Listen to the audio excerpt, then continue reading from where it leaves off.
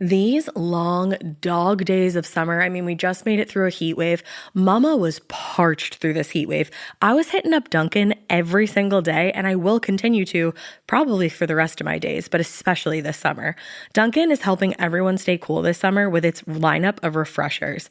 These drinks are packed with bold, fruity flavors and served ice cold. It's amazing. Dunkin' refreshers are the perfect afternoon pick-me-up. I like to start my morning with them personally, and then sometimes I go back for a second one because I'm just feeling crazy.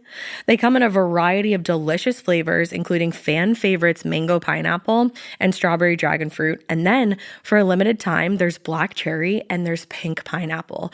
I'm going to tell you something right now, and it's a bold claim, let me tell you, but I stand behind it. Pink pineapple will change your life. It is so good. It has me feeling like I'm sitting in a pool, resort side, just living, honey. It's so yummy. Try your favorite flavor with green tea, sparkling water, lemonade, or Dunkin's all-new limeade. I haven't tried the limeade yet, but I'm going to. Usually I get my drinks made with green tea and occasionally lemonade, but I do really like the green tea. Or if you don't want to build your own, try one of Dunkin's curated refreshers like the Cherry Lime Ricky or the Ultimate Pink Daydream. The Cherry Lime Ricky, scrumptious. I could drink like 3 of these a day. They're so freaking yummy. Head to Dunkin' today and find your favorite refresher. Dunkin' refreshers contain less than 1% fruit juice. Limited time offer. You know what's really terrifying? That unfinished college degree lurking in the background, just sitting there waiting for you. That's where Southern New Hampshire University comes in. With flexible online degree programs, there's no commuting, no rigid schedule, and no more excuses. Plus, they have some of the lowest online tuition rates in the U.S. Visit snhu.edu/morbid to learn more before your degree becomes just another story about what could have been. Every good detective needs a partner to support them on important cases. Think of a State Farm agent like your sidekick, there to help you along the way in your search for coverage. State Farm can help you choose the coverage you need, whether it's for your home, car, boat, or even RV. With so many options, it's nice knowing you have help finding what fits for you so you can get back to solving all of life's bigger cases. Go to statefarm.com or use the award-winning app to connect with a local agent and get a quote. Like a good neighbor, State Farm is there. Hey, weirdos. I'm Elena. I'm Ash. And this is Morbid. Yeah!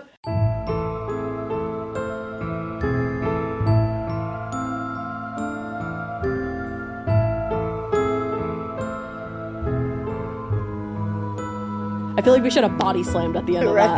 Like a dude bro. Wah. Yeah. I like that. Like metaphorically. Metaphorically. I don't know.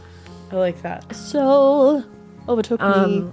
What's up? So, lots is up. Lots is dumb. up. Lots is down. Lots is all around. That's what I was going to say. I was going to finish it. And I was knew you literally were going to say gonna. lots is all You around. even did the all around with your head. Bring it around. So once again, very cool thing that happened was hanging out with Andrew McMahon. Wild. 16-year-old me Screaming. literally can't handle it. Screaming. But he's very rad, and it was very nice of him, and we appreciate him. Yes. And so a really, really cool thing as well has already happened for you guys. If you're on Wondery Plus. Yeah. Right? No, in for general. everyone. For in general. everyone. We just can't say who it is because We'll never understand it. But we're here. Everyone got it. It's a bonus episode. It was on top of your regular episodes. It already happened for you. But guys, it hasn't happened for me yet. So can you tell me how it went? Everyone just commented on the eventual post that comes out. It was great, Elena. It went so It was well. a great, Elena. You had so much fun. I did. I know I did. And Ash, you had fun too. You know what? Right now, I feel it now, and I'm like, wow. You feel it coming. I had so much fun. It was fun. It was lovely. It was awesome. It was exciting. It was grand. It was so grand. It was incredible. It's something It was meteoric. It was meteoric. I like that. Yeah. It was great, I think. Like a religious experience. You know, I hope you guys fucking loved it. I know you did. Of course you because I did. know you guys. And I know this is like right up your wheelhouse. I don't think it's up your wheelhouse. I think it's in your wheelhouse. I think that's how it goes. Could be both. Really. I got weird with it, which is kind of on brand right now for what is going on. Careful. So back it up. I'm not. Yeah, I think in like a week or so I can properly like talk about it, and mention what it actually is. And actually to make sure that I can, because I want to like be excited with you guys and like you to be able to hear the excitement in real time. We're going to record the intro to that episode that comes out after it, right after we record that exciting bonus episode. And then we'll get into the episode. So that we can properly capture the state I'm in. It's going to be interesting. It is. I don't know if you'll be capable of recording anything after that. I'm very excited. Yay. In case you couldn't tell. But it's going to be really fun. You guys can look forward to it, I swear. And yeah, we have some good cases coming up. We got some good stuff coming up. Yeah. It's all good. Well, right now we're in part 2 of Jean Harris and the murder of Dr. Herman Tarnower. This has been a ride so far, just in terms of everything. How the ups and downs and the turns and this is like an epic drama. It is an epic drama. It's giving like soap opera a little bit. It for sure is. So in part 1, we heard all about Jean's upbringing and how it would obviously later affect her man picker. Her picker.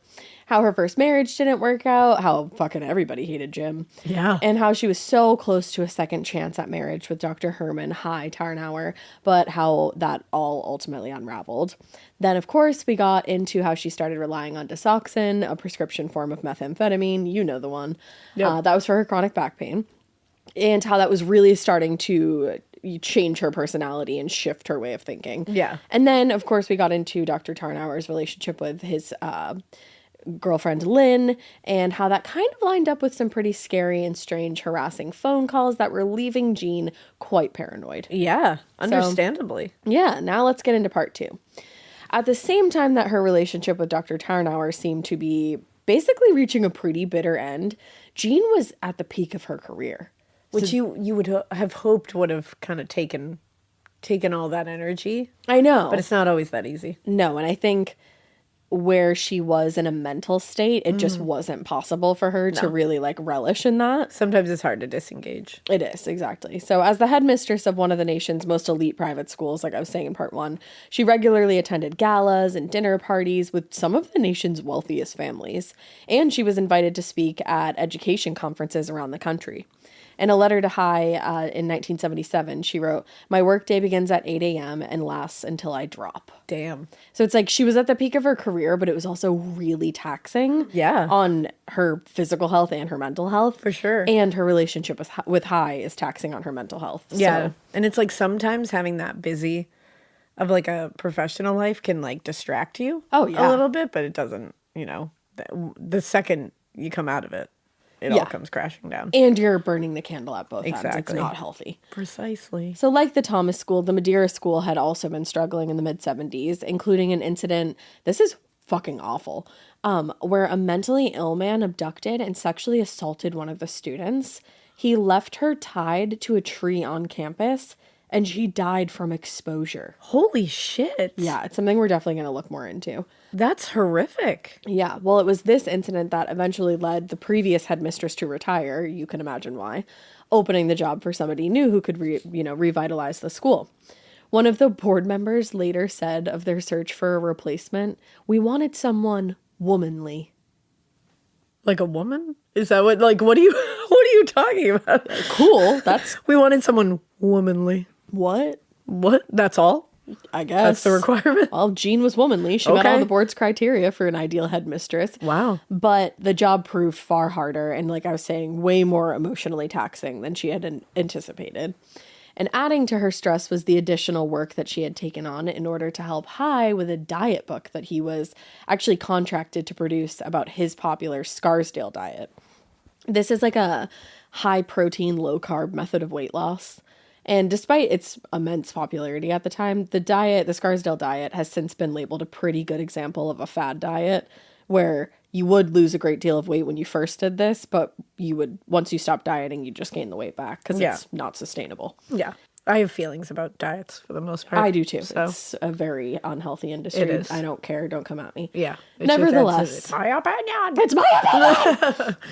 Nevertheless, though, in the late 1970s, Dr. Tarnower's diet was extremely profitable, and publishing houses across New York were just clamoring to publish his first official book. Yeah. Diet book. So in late 1978, his diet really wasn't more than just a one-page eating plan that he was giving out to patients who wanted to lose weight. But his publisher hired ghostwriter Sam Sinclair, author of more than 24 self-help books, to develop that one single sheet into a several hundred-page book. Damn. I feel like you're going to find this part interesting. Yeah. Sinclair was given 6 months to produce the entire book. Whoa. But when Jean read the first draft of what he'd produced, she was shocked by really how unethical and actually poorly written the book was. Oh, no. Her opinions led, obviously, she's a woman with opinions, so that's not great in this time. No, not in that time. A lot of tension started to, unravel between herself, Dr. Tarnower, and the ghostwriter Sinclair, to the point where she offered to rewrite the entire manuscript herself. Wow. She was like, this is so bad that, like, I'm going to do it all and make it better, and I'm not... She wasn't a writer. Damn. Obviously, she's a trained professional when it comes to, like, being a teacher and that kind of thing, so she can write, I'm sure. But, and she proves herself. Holy shit. Yeah. Under any circumstances, rewriting Dr. Tarnower's book would have been a huge time commitment, but considering that Jean also had a very demanding full-time job, it seemed pretty unrealistic. And unnecessary. Yet, somehow she managed to pull off the impossible and produced a respectable final draft for the publisher on time. Wow. Yeah. Wrote the whole thing over. I'm just like, why'd you do that? Like, that's very impressive, but like... I think she just was like, this is shit and it can't go into the world with High's name on it. And I love him so much, so I'm going to help here. And I think she probably thought, like, I'm going to do this for him and prove my worth to him. That's all it is. It's like, but girl. She's in a constant loop of trying to prove her worth. I feel it's... Oof. So the Complete Scarsdale Medical Diet by Dr. Herman Tarnower and Sam Sinclair. I'm sorry, we missed a name there. Yeah. Think y'all mean Jean Harris, but okay. Came out in late December of 1978, and it was an immediate success. Of course, all the credit really went to Dr. Tarnower alone, instead of the group of doctors who had really created the book at the Scarsdale Medical Group, or Jean Harris, who literally wrote the entire fucking book. That's gross. Yeah. Yet, for Jean, writing the book was never about money. It was an opportunity to prove to High that she was still of use to him and worth keeping in his life. Ugh. So, when he offered to pay her $2,000 for her work, she was deeply hurt and immediately left New York and returned to Virginia. Me, I would have taken that cash. Yeah, get the fuck away. 2 weeks later, she received a check from Dr. Tarnower, along with a note that read, "For reasons that I cannot explain, it is imperative that I make all book disbursements at this time. I am enclosing a check for $4,000 that I hope you will accept." He wanted to pay her for this. This was a professional exchange in his mind. And for her, it's like... It was proving her love for him. Exactly. Her work on the book was a labor of love. Yeah. Something to show him how much she valued him. Yeah. And he basically dismissed that and treated it like it was a service that could be bought. Which it is, that's the technically, thing. but that's not... That was not her intent and why she did it. I also, and just to flip this on its head... Did she tell him this is a labor of love for me? I don't know. Because if you don't express that to someone, then they are going to look at it as a professional thing. Yeah. No, and you're treat so it right. as such. If you don't express things to people, they can't read your damn mind. That's the thing. So there is that whole thing where it's like, yes, I'm sure it was a labor of love for her. Mm-hmm. But if you do not express that, no one's going to know it. Yeah. So you got to say it. Just to look at it from both sides. Yeah, no, it's important He was paying her for the book because she did a service. Yeah. And I don't know if she did. I don't think they were great communicators. That's the thing. I don't think there's a lot of communication, so it's a lot of assuming somebody's going to understand my intention here. Yeah. And that never works out. No, it doesn't. You got to be pretty upfront with people. Well, and this was a pretty big turning point in their relationship. Oh, I imagine. She wrote to him, "You have said to me so many times, I never ask anything of you. I never ask anything of anyone. But my dear, that isn't true. Mm-hmm. For starters, you ask every woman to be as incapable of love as you are." Wow, that was a good line. Reads upon reads in here. In giving her a check for the work, Hai reminded Jean yet again that their relationship had become purely transactional. But still, she couldn't let go of their relationship. It was almost like she became addicted to him. Oh, 100%. Almost as addicted as the pills that he'd been prescribing her. And now she was stuck in this terrible position of being totally emotionally reliant on a man who really didn't want anything to do with her pretty clearly.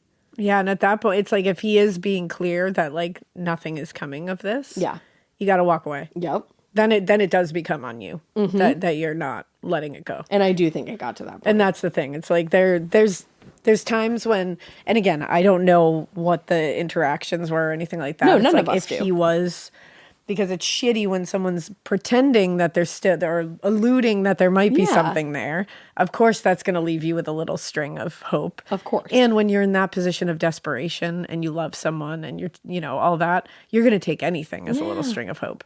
So you don't know what kind of things were dangling in front of her, but it does sound like he was at least attempting to communicate that this is a transactional relationship now. And at that point, you need to do the work to get away. Yeah. To like walk away. Yeah. Because it's been made clear, Yeah, it really has. It's just one of those things. If he's not making it clear, I get why you're hanging on to hope, because when you're in that position, nothing's logical. Yeah. But it kind of sounds like it's being made clear. And none of this is logical. Well, I was going to say, and even that's not logical. So, no. Yeah.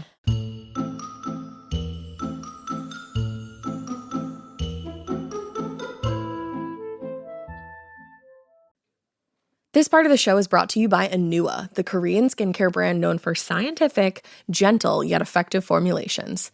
The latest from Anua is the Retinol Collagen Gua Sha Cream, a firming cream with a gua sha-shaped tip built right in. Have you guys heard of gua sha? It's that viral massage tool that moves fluid and tension out of your face. Less puffiness, a snatched jawline, honey, more definition in your face. Retinol firms and reduces fine lines, and collagen keeps your skin plump and structured. This cream has both of those things, arguably the most optimal combo for that snatched, lifted look all in one step. I am obsessed with the Gua Sha cream. First of all, it feels so cool to the touch. When you put that on your face, it's just like, this is lovely. It's like a little spa treatment that you can give yourself. I like to do mine at night after I get out of the shower. I rub the cream on my face with the little gua sha. I'm sculpting that jawline, honey. I got it on the cheekbones.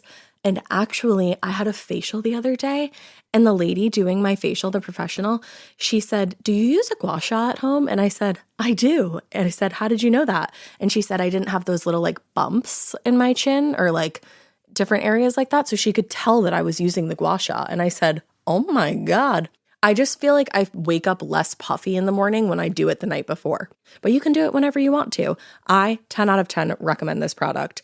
The Anua Gua Sha Cream value set is available at anua.com, already discounted. Use code MORBID for an extra 10% off. That's ANUA.com, code MORBID. Chilling crime cases are mysterious, but finding coverage shouldn't be. With the State Farm Personal Price Plan, you have options and can personalize your plan to help create an affordable price so you can get back to cracking all of life's bigger cases. Talk to a State Farm agent today to learn how you can choose to bundle and save with the Personal Price Plan. Like a good neighbor, State Farm is there. Head to statefarm.com to get a quote. Prices are based on rating plans that vary by state. Coverage options are selected by the customer. Availability, amount of discounts and savings, and eligibility vary by state.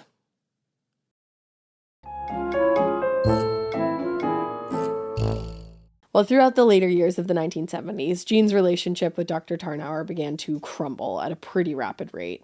He was just seemingly replacing her with his younger lab assistant, Lynn. By the end of the decade, her emotional distress and her drug dependency at this point had really started to distort her thinking. She was profoundly depressed, very lonely. She was struggling with anxiety on a daily basis, and it was all showing. And not only in her personal life, but her professional life too. That's so sad. She unraveled. Because outside of this man, she has so much worth. She does. You know? Yeah, absolutely. One colleague said, sometimes she was a very beautiful woman. At other times, she looked like a haggard, skinny old woman all hunched over. And she also started having quote unquote spells of anger and other bizarre behaviors where she would lash out at people for like a lot of the times no reason. Her coworker said anything could set her off. It needn't be a major crisis. She really didn't like the girls, meaning the girls at the school where she was headmistress. Well, that's not cool. In fact, at one point, she became so irrationally frustrated with their lack of respect for cleanliness that she banned oranges from the campus because the girls always left their peels, their orange peels laying around instead of tossing them. So she was like, okay, no more oranges on campus. That's some headmistress shit. Which I'm also like, who, like, isn't there somebody above you that you have to get, like, approval from that? Can you ban oranges from a school? Don't oranges fall under, like, free something? Yeah. You know? Free something. Free oranges. Free citrus, you know? But that just shows, like, how bizarre and irrational her thinking was. Yeah. By the end of 1980, the entire affair had started to take a toll on actually everybody involved, and of course, Jean in particular. At the end of January, her contract with the school was renewed, and she received a substantial raise, which was good. Wow. But in private, she told her secretary she, quote, felt like packing a bag and getting the hell out of there. Yeah, it sounds bad. Yeah. The comment was understood to indicate that she was burning out, but in truth, things were far worse than really anybody even knew. In late February, Jean spent 10 days traveling on the West Coast in a fundraising and recruitment effort for the school. And during that trip, she ran out of Desoxin. Oh. When she got back to Washington in the first week of March, she immediately called Hy, who promised that he would send more. But any relief she felt was quickly undermined when he also told her that he had decided not to bring her as his companion to an upcoming Heart Association banquet. He said she was still invited to attend, but Lynn was also invited to attend. See, and here, it's like... He's being clear. Yeah. This is clear. It's cruel to say... It's very clear what he's saying, but it's also like, but so you were bringing her? Yeah, he had asked her. So it's like... And then so said, that's never mind. unclear. Like, you know, like it feels like it's flip-flopping I think revoking the invitation probably came from her state at that time. Yeah. I think he was like, you are clearly not doing well. And like, yeah. I don't... Like, you can still come if you want. Like, I think he was trying to let her down easy. But it was probably one of those things where it was like, you can come if you want because I invited you, but maybe don't. Up to you. Yeah.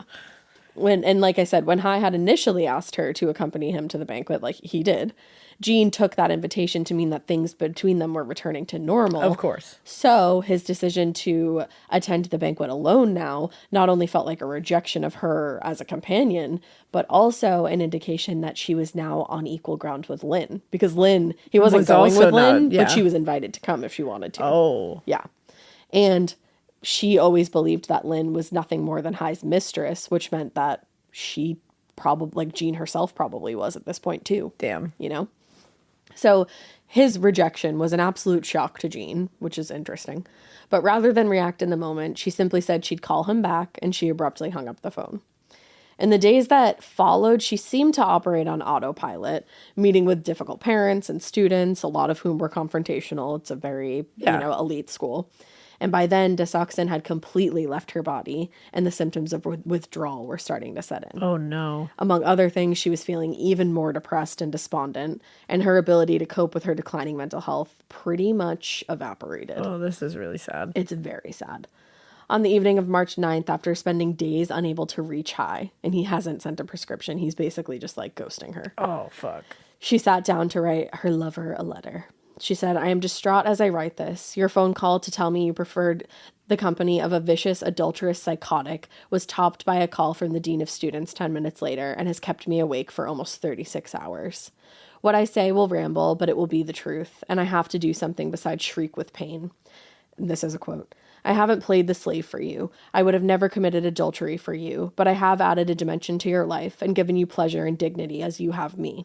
I've watched you grow rich in the years where we have been together, and I have watched me go through moments where I was almost destitute. And now that thieving slut has the run of your home, and you accuse me of stealing money and books. The many things your whore does openly and obviously, you now have the cruelty to accuse me of. Wow. Yeah. Which, if you think about the letters that we read between them in part one, obviously they're like love letters, and this is clearly not a love letter. But even just like her way of thinking, you can tell is completely distorted. Oh, 100%. Like she is angry. This is rage coded. This is like that thieving slut calling her a whore. It's like, what? I'm not a doctor, but she seems a little manic here. Yeah, she seems like there's, I mean, clearly, because she's going through withdrawal symptoms, this is not going to in induce her right mania. mind. Like, she is not in a normal state of being, like her homeostasis here. Exactly. And that's scary. In the end, she's talking about Lynn. Basically, like, she thought that... it's a little unclear, because it almost seems like she saw, like... Because he was saying Lynn is invited to the banquet and so are you. And I think she thought they were on the same playing field. And then I don't know if there was like another call that happened where he was saying like, no, I'm still with Lynn. Yeah, or like, I am taking Lynn kind of thing. It's a little unclear, but she's focusing a lot of anger at Lynn. Yeah, and it's like, don't focus it on the gal. The other girl. Focus it on the guy. But not how you do, apparently. No. Yeah, no. Well, that's like a small excerpt because this letter went on for pages and pages as Jean poured out every ounce of anger and resentment that she felt toward Hai and Lynn over the previous 5 years. She had a lot to say. But she still indicated that all she wanted was to spend as much time with Hai as she could, which is very sad. Now, she planned to send the letter by registered mail to ensure that he would receive it, but then she got a better idea. She would drive the 5 hours from Washington to New York to deliver it to Hai in person. Yeah, this has gone far beyond what it should have gone. Way far beyond. By the morning of March 10th, Jean had been withdrawing from methamphetamine and painkillers for days, and she was severely sleep-deprived as well. So to say that she was not in her right mind would actually be a serious understatement. Oh, yeah. Like, she's dangerous right now. She is. To herself I was going to say to herself and everyone around her. Yeah. She had spent 14 years devoting everything she had to her job and to Herman Tarnower, and now she was just starting to feel like she was being pushed out of both. It felt to her, she later said, that, quote, the last of her support systems had now been knocked out from under her. So that morning, she called her secretary and told her to cancel all her appointments for that afternoon. And then she called Hai and actually managed to get through to him. And she said, "Hi, it's been a bad few weeks. I'd like to come up and talk to you for a few minutes." And he said he was having dinner guests that night. Ooh. And that it would be better if they could chat the following day. But she insisted, and he relented and said, "Fine, come see me tonight." Oh, boy. Neither Herman Tarnower nor anybody else knew it, but Jean Harris had come up with a plan. And I just want to give a trigger warning for suicide here. She purchased a .32 caliber handgun a few days earlier. After seeing Hai one last time, she planned to walk a short distance to a little park that she liked near Hai's house. And there was a pond in the park that she actually always liked to sit by. And she decided that would be the place she wanted to go to end her life. Oh, man, that's sad. Very, very sad. Before leaving, she actually finalized her will, and she wrote a letter of resignation addressed to the board of directors at the Madeira School. And then she got in the car and left Washington, bound for New York. So it was late, almost 11 o'clock at night, when Jean finally got to Dr. Tarnower's apartment. A student had actually given her flowers earlier that day, so she thought Hai might like to have them. So she grabbed that bouquet of flowers and the gun before exiting the car and going up to the apartment. Inside, it was dark, and it seemed that Hai and his housekeeper, Suzanne, had already gone to bed. So Jean climbed the stairs, called softly out to Hai, but got no response. And quietly, she entered the bedroom where she found him sleeping. And she whispered to him as she fumbled with the wall switch to turn the light on. This is already very scary that she just, like, walked into his bedroom. Yeah. While he's sleeping. Yeah. And it's just going to flick the light on. That's literally my worst nightmare. Immediately jarring. Yeah. So when the light came on, Hai was just waking up, so he was rubbing his eyes, and he's like, "What the fuck?" And despite his giving in to seeing her that night, he told her at that point that he was tired, and he didn't want to talk in the middle of the night. Like, yeah. Probably smart. Yeah. But Jean just sat down on the edge of the bed, hoping that her continued presence would rouse him. But Hai was like, "Yeah, cool, I'm going to go back to sleep." Yeah. So she just started chatting casually. And according to her, he said, "Jesus, Jean, just shut up and go to bed." Which, like, I can kind of understand. I'm going to be honest. That I probably wouldn't be as nice. Like that, I'd be pissed. I'm a horrible person when I just wake up. Like, Drew is like, "You're so mean when you first wake up," or like, "You're not quite awake."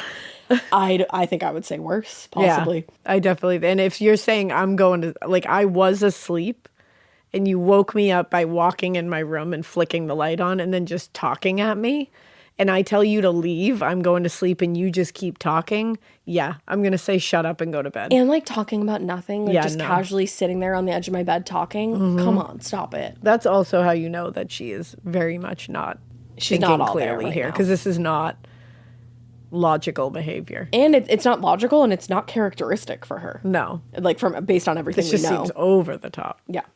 So not wanting to sleep, Jean went into the primary bathroom to gather a few of her things that she intended to give her daughter-in-law.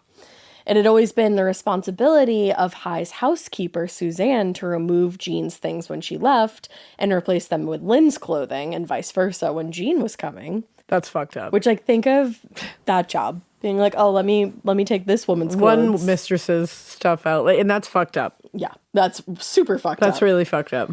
It's fucked up of him to do that, and it's fucked up of him to have a woman that works for him do that to two other women. Yeah.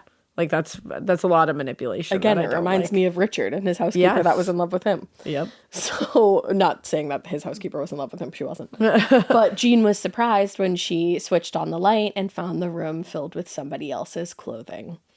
The realization that clothing and that jewelry all around belonged to Lynn seemed to cause something to snap inside of Jean. Yeah. So now she was irrationally angry, like irate, and grabbed a handful of clothing and other items and stormed back into the bedroom. She threw the items at High on the bed, but overshot and ended up sending several of the heavier items crashing through one of the bedroom windows.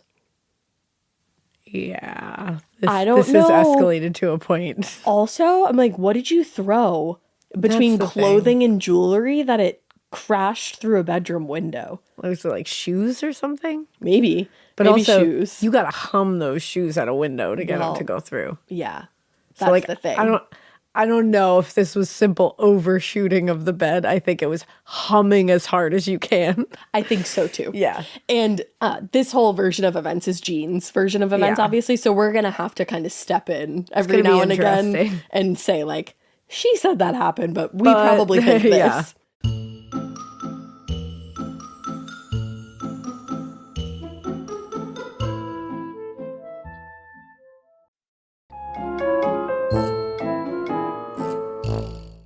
So by that point, High was out of bed and very angry, and apparently slapped Jean hard across the face, which sent her retreating into the bathroom. Fucked up. She said, super fucked up. She said he was angrier than she had ever seen him, and when he entered the dressing room adjacent to the bathroom, he hit her again, just as hard as he had the first time. During the 5-hour drive to New York, Jean had envisioned one last romantic moment with High where she would say goodbye and then go to the park, according to her. And in her mind, the whole thing had been so romantic and peaceful, but now things had fallen apart so quickly and none of it was going according to her plan. Yeah. So she said later that she yelled at him, and this is so fucking bleak and sad and awful. "Hit me again, High, make it hard enough to kill me." Oh, this is awful. Yeah. But rather than hit her again, he just looked down at her with disgust and told her to get out. So she hesitated for a moment, and then she stood up and started walking toward the bedroom door, she said, intending to start her walk to the park. But when she reached the edge of the bed, she said it occurred to her that her entire plan had already unraveled, so it made no difference whether she went to the park to end her life, or if she just simply did it right there and then in his bedroom. So she said to him, according to her, "Never mind, High, I'll do it myself." And she grabbed the gun from her handbag and placed the barrel to her temple. Again, given the outcome of this incident, we only have her description of the events to go by. But until her death in 2012, she did maintain that what happened next was entirely accidental. And obviously there's a little bit of a reason, I guess. I don't know why you would have the gun on your person. Yeah, like why you would even take it in there if you were planning just to go to the park. Yeah. I don't know if maybe she was planning to leave her car and walk there. And walk over, but even still, you could walk out to your car and grab the gun. Yeah, I just unless think she had to valet, possibly. I just think walking into his home with a loaded gun. The way things have gone.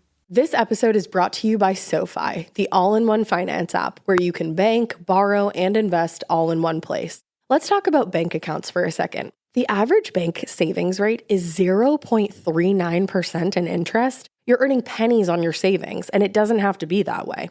But with SoFi's high-yield checkings and savings, the money barely making moves sitting in your savings account can earn over 8 times the national average savings rate with eligible direct deposit. No account or overdraft fees. We love transparency. You can get your paycheck up to 2 days early, plus get up to a $300 welcome bonus when you sign up with eligible direct deposit. Sign up for SoFi checking and savings at SoFi.com/morbid. SoFi checking and savings is offered through SoFi Bank, N.A., member FDIC. Terms apply.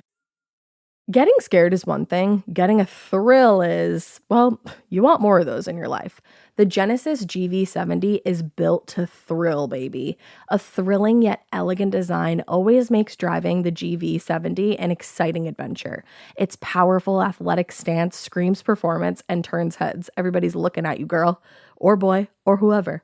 Command the road and experience a class-leading standard 300 horsepower. Oh my God. Plus, discover the different dynamic drive modes for all different terrains. Choose between the different terrain modes for whatever road conditions you may encounter. The Genesis GV70's award-winning technology and performance lets you drive with comfort and drive with confidence all at the same time. It's an exciting SUV with intuitive tech that can make your ride smooth even when the road isn't. And its blind spot cameras allow you to see what's next to you. It's like having eyes on the side of your head. That's pretty iconic. Its performance, by the way, is measured not only in power, but in how it makes you feel confident, sexy. The Genesis GV70. Learn more at genesis.com and feel the GV70. And the tense moments you have had together, and you know, this being, the middle of the night, where you're going to flick on his light and wake him up. I don't know if having a gun with you is sending the right message, you know? I would say probably not. So I feel like it's strange that she was able to just grab that gun out of her purse, but who knows? It gets stranger. Okay. So, apparently, according to Jean, when Hai saw the gun in her hand, he jumped toward her from behind, which knocked the gun away from her head and caused it to discharge. When she turned around, Hai was standing there with a shocked look on his face, and he shouted at her, "Look what you've done," while holding up his bloody hand. In the webbing where his thumb connected with his right hand, there was a bullet hole where blood was just pouring out. Ooh. So they stared at each other for a few seconds, and then Hai walked to the bathroom, and Jean could hear the water running, which makes my hand radiate. I literally, my whole body, I was like, ooh. Like starting to rinse that off. I'm just like, oh. That makes my legs hurt for some weird reason. That's interesting. I don't know. Maybe it's like a thing in your brain. I think it is. But also, this guy's a doctor, and he just got shot in the hand. Yeah, like he's going to be insanely angry. Yeah. Or you would assume. Yeah. So with Hai out of the room, Jean said she began frantically looking for the gun on the floor, hoping that she'd find it and end her own life before he came out of the bathroom. So she dropped to her hands and knees, and she could see the gun under the bed. And she said she just reached it and was raising it to her head again when Hai's arm came at her from the side and wrenched it out of her hand for the second time. They sat across from each other, just staring at each other for a short time. And then Hai reached over for the phone to call his housekeeper, Suzanne. Okay. So for the most part, Jean's recollection of the night's events appear to be pretty clear and somewhat supported by the evidence, like some of them.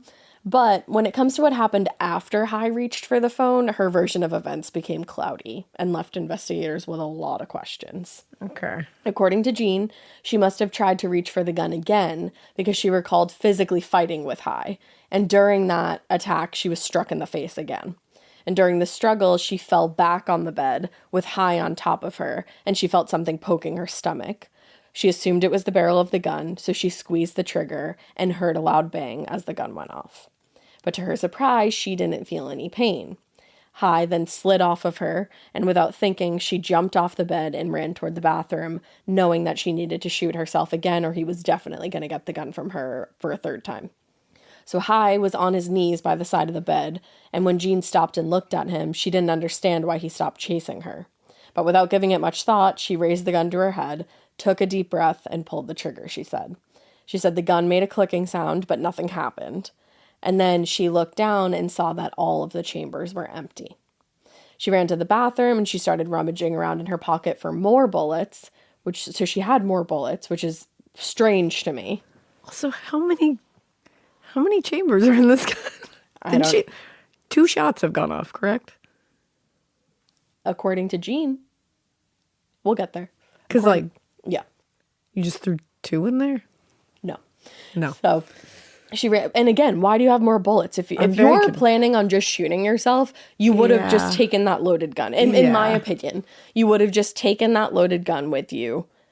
I would have left it in the car probably. I don't want to put myself in these shoes, but I don't think I would have brought the loaded gun in to say goodbye to Hai. And I definitely wouldn't have extra bullets that I brought with me as well. No, the extra bullets makes no sense. But once she found the extra bullets, it occurred to her she didn't know how to load or unload the gun, she said. So how, do you buy a loaded gun? Does that make any sense? I'm not positive about this, but I don't think you do. I don't think so either. I'm fairly certain you don't. I'll look it up just to be sure, but I'm like, what? I would think you wouldn't. I'll keep going while you look it up. Yeah. Feel free to interrupt me.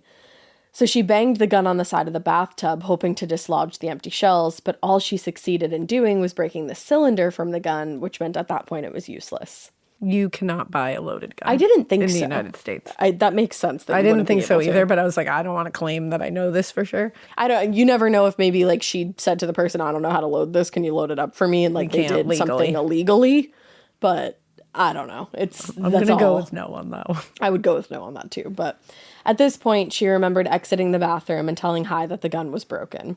And she said, it's probably dead. And she said he replied, you're probably right. And he slowly climbed into bed and covered himself with a blanket.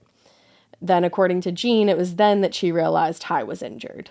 His coloring was off and he looked absolutely exhausted, so she decided she needed to go get help. So she ran down the stairs into the dark, and she could hear Suzanne talking to someone in the dining room, but she paid no attention to what she was saying. Outside, she said that she remembered there was a payphone down the street about a quarter mile away. So she jumped in her car and raced in the direction of the phone, which is strange to get in your car and leave the scene. Uh-huh. As she neared the phone, a police car sped up behind her with its lights flashing, so she made a U-turn and started heading back toward the house, with the police car obviously following very closely behind her. And when she reached the driveway, she jumped out and shouted to the officer, "Hurry up, he's been shot." When they entered the house, Suzanne was standing by the stairs, and when she saw Jean, she shouted, "She's the one. She did it." Jean, Suzanne, and the officer went upstairs to the bedroom, where they found Herman Tarnower on his knees beside the bed, slumped against the side table, one bloody hand still reaching for the phone. Oof. So when she said he got into bed and he put a blanket over himself, I don't think that happened. Now he's kneeling on the... Yeah, I don't think that happened. With Suzanne's help, the officer laid Hai down on his back and then went down to his car to get an oxygen tank.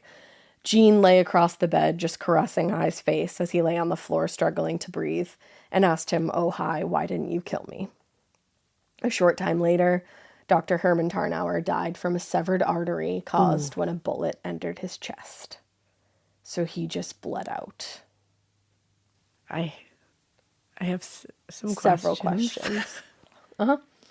So Jean never denied that she had shot Hai, but from that point forward, her story about the night's events would change a number of times. That does not shock me because it needs a little work from that first one. Mm-hmm. Mm-hmm. At first, she told detectives at the scene, quote, "There was a fight and the gun went off."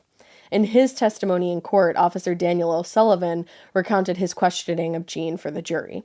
According to O'Sullivan, Jean, quote, asked the doctor to kill her, meaning Dr. Tarnower, and the struggle then resumed and several shots were fired. Several means more than two. Yeah. In fact, Jean had told the officer, "He wanted to live, I wanted to die. I've been through so much hell with him, I loved him very much. He slept with every woman he could, and I've had it."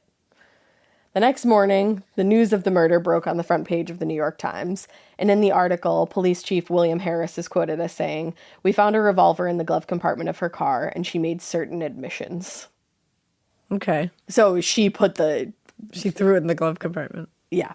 Okay. In her frenzy of going to get them help. Again, that doesn't make sense to me. Yeah. He stopped short, obviously, of providing any details as to what Jean had admitted to.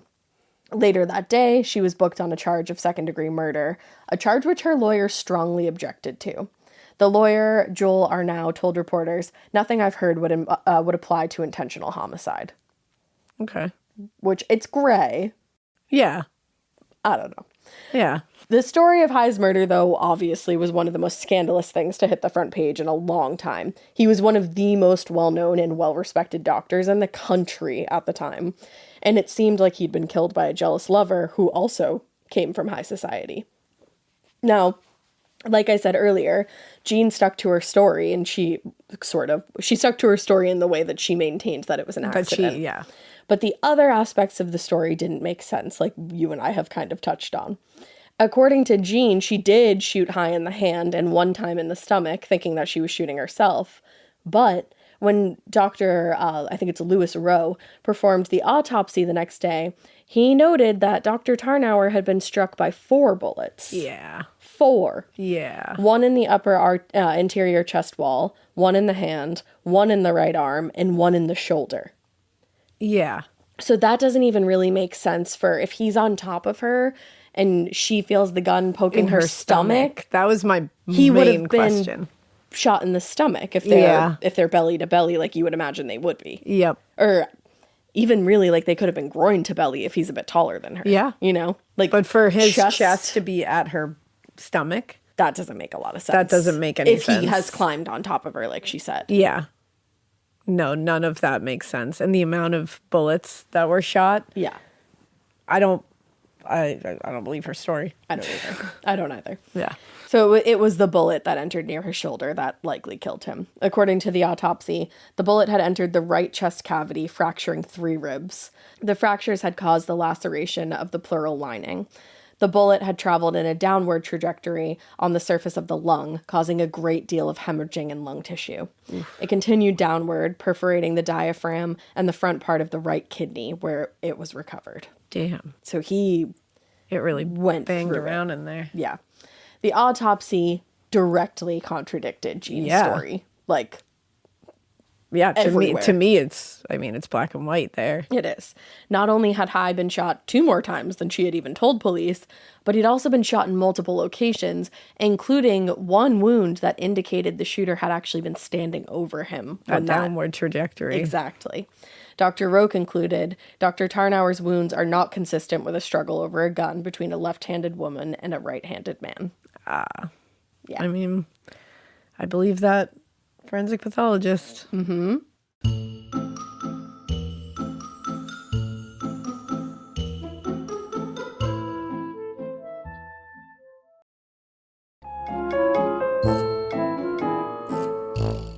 When Jean finally went to trial in late November of 1980, the prosecution and the defense immediately ran into problems selecting a jury.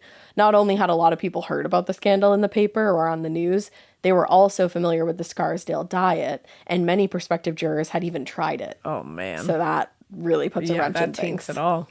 Then there were the details of the case itself. In 1980, a love triangle between 3 society people wasn't really something a lot of Americans understood or condoned, for that matter. And just as important was the fact that Dr. Tarnower was Jewish and Jean was not. As her lawyer put it, this relationship crossed religious lines, and there was a good chance that some jurors might seek to punish Jean for that. Wow. Which it's like, That's I don't even know why that would come to play. I didn't even think of that as a possibility. I was more like, oh, it was in the papers. And then people have tried the diet. That's all I thought is like, he's a really popular doctor. Wow. A lot of people know him, the diet, that's high society. But the fact that he's Jewish and she's not plays a role in this is like... Get a grip. We gotta do better. Get a fucking grip. Touch some grass, everybody. I'm like, how about she's a person and he is too, and one of them got murdered? Yeah. Let's how focus about on like that. we look at the facts here? So when the trial began in earnest a few weeks later, the prosecutor, George Bolin, presented the case to the jury as one of simple jealousy and rage. And, you know, I kind of agree with this case. Unfortunately. He theorized that, quote, Mrs. Harris, desperately unhappy over the loss of Dr. Tarnower's affections and resentful of his relationship with a younger woman, entered his home unannounced and unexpected and intentionally shot him, causing his death. I mean... That's pretty much what happened. Yeah. In support of that theory, one witness after another was called to testify as to Jean's psychological state in the days leading up to the shooting. Tarnower's housekeeper, Suzanne van der Vrecken, which That's a really fun name to say. Vandervrecken. That's a great last name. She kept meticulous diaries documenting all the drama that went on in the house. We love a girly who keeps a diary for us. That's a receipts queen. Yeah. To me, that screams Gemini. I love that. That does feel like a Gemini move. We love a goddamn drama and we love a goddamn receipt. We love it. She told the jury she, quote, maintained the diaries to keep track of what she served at the doctor's dinner parties, but they also contained information about who was staying at the house on particular evenings because it was her job to keep track of that. What? She had to know when to switch things over. I love that. And I think she just lacked the tea. I think she just liked the tea. Yeah. But the defense argued the opposite, telling the jury that Jean's shooting of Dr. Tarnower was accidental. I don't know how you accidentally shoot somebody four different times, at least one of them being in a downward trajectory. Yeah. That doesn't make a lot of sense. I don't think I can be convinced that you can accidentally shoot someone 4 times. And to lie about the amount of times. Yeah, that's shady. It's shady. So they argued, though, that she had gone to his house to say goodbye and had fully intended to take her own life after that, but the situation escalated and the two ended up in a physical struggle. The press hung on absolutely every word of every witness, but none were more captivating than Jean herself. Oh boy. Yeah, she proved to be a crucial, if somewhat problematic witness for the defense. On one hand, she was able to adequately explain the stress that she had been under, the multiple stresses at the time, and her state of mind leading up to the shooting. And when she managed to get her version of events out in a way that supported everything she'd claimed.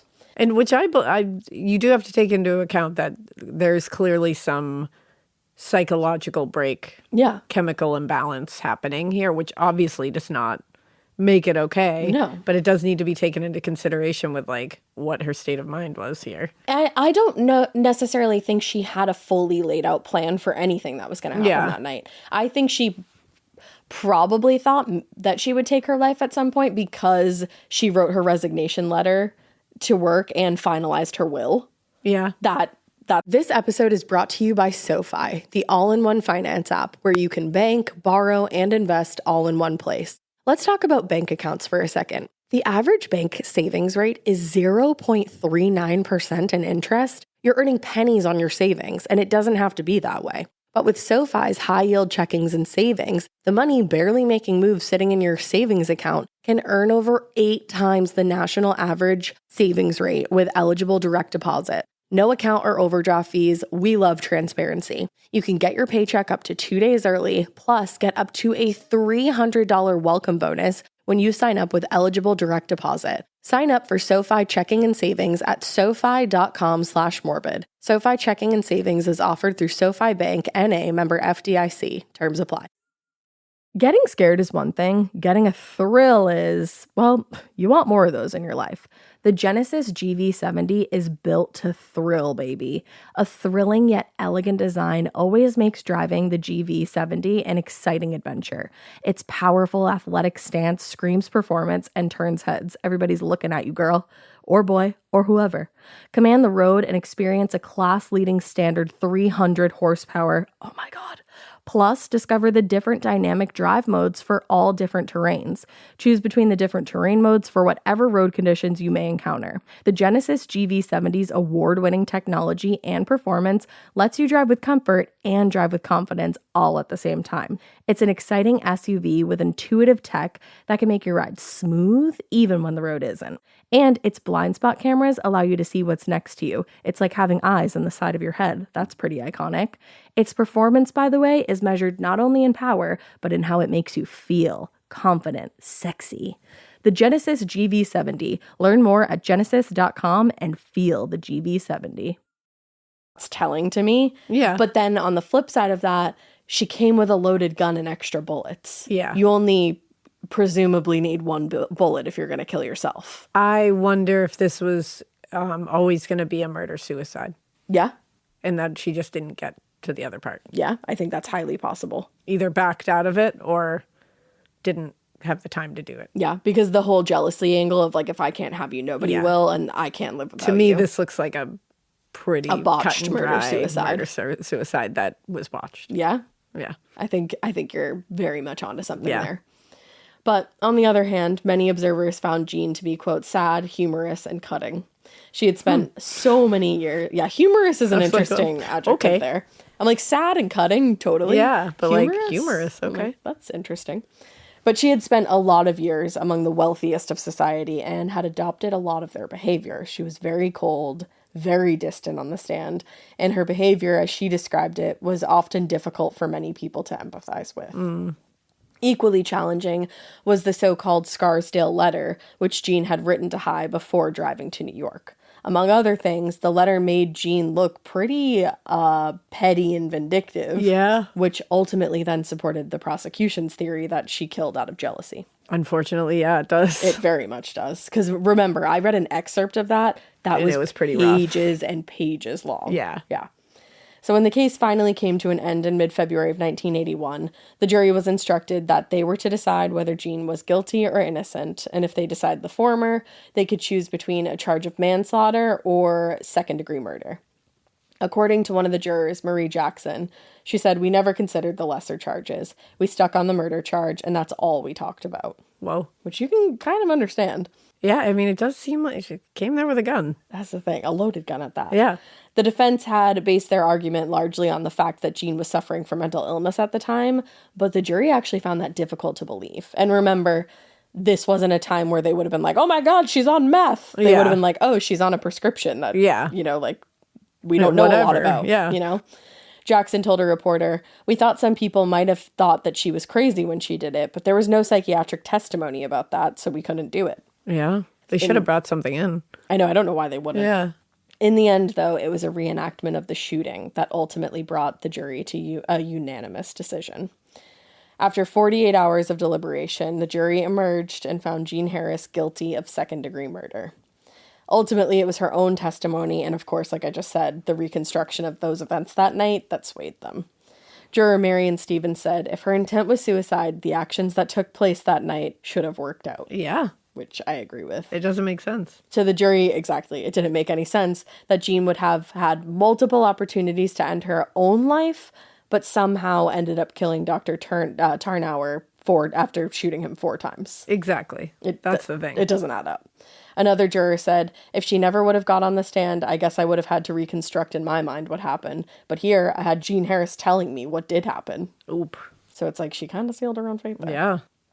On March 19th, she appeared in court for sentencing, where she was given 15 years to life for the murder of Dr. Herman Tarnower.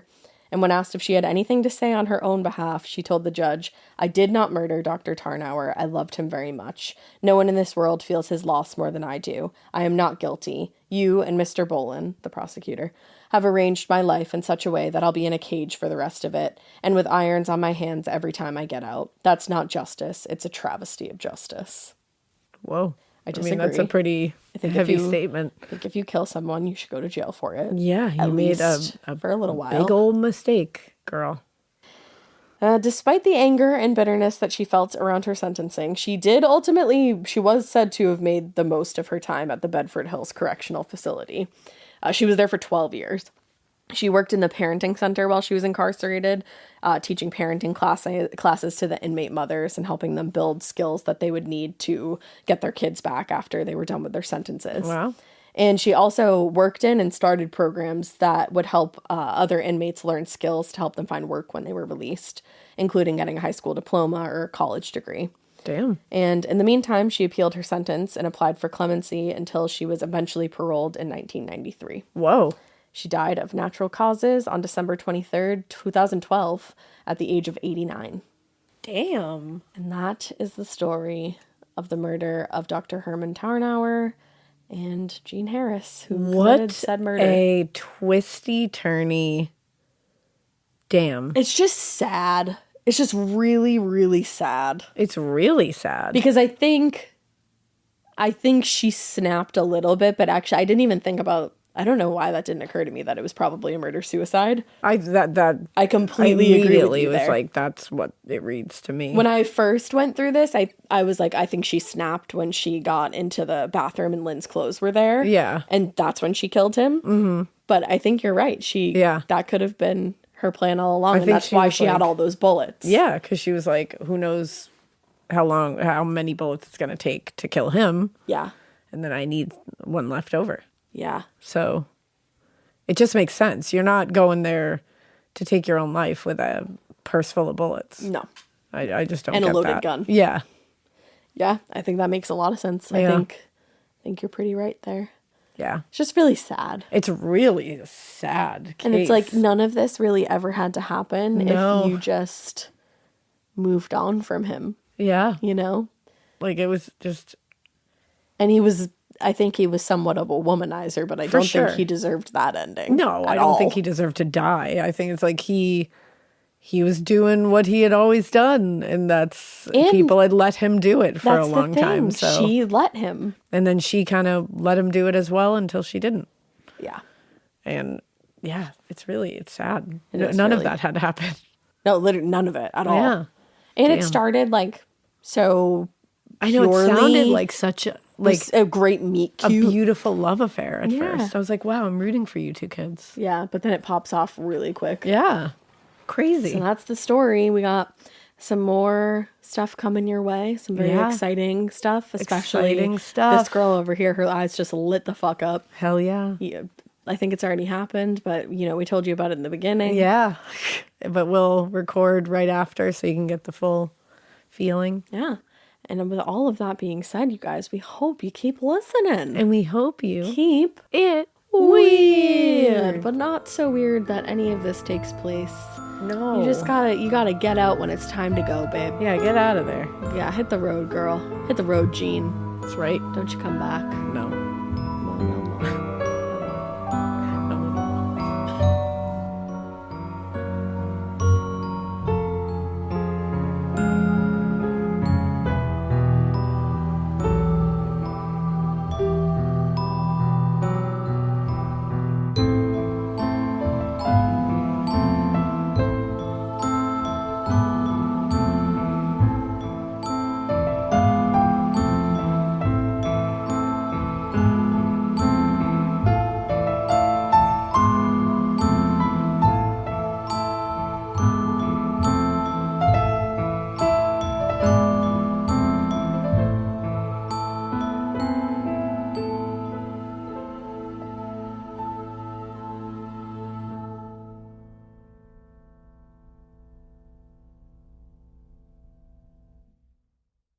Talk about regrets.